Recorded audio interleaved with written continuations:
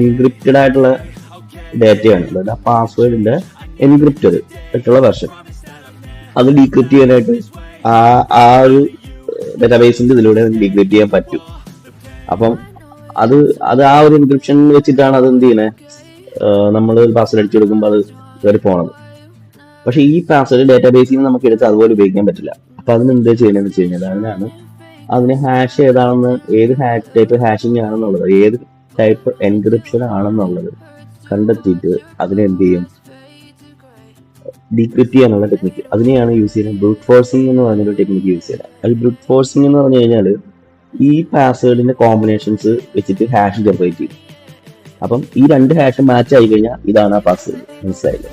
അപ്പൊ ഇവരിങ്ങനെയാണ് ആ brute force ചെയ്യുന്നത്. അപ്പം അതിന്റെ എന്ന് വെച്ച് കഴിഞ്ഞാൽ ഇപ്പോൾ ഒരു 4 ലെറ്ററുള്ള പാസ്വേഡ് ആയിരുന്നെങ്കിൽ 4 ലെറ്ററിന്റെയും കോമ്പിനേഷൻസ്, എത്ര കോമ്പിനേഷൻ വരും ആ കോമ്പിനേഷൻ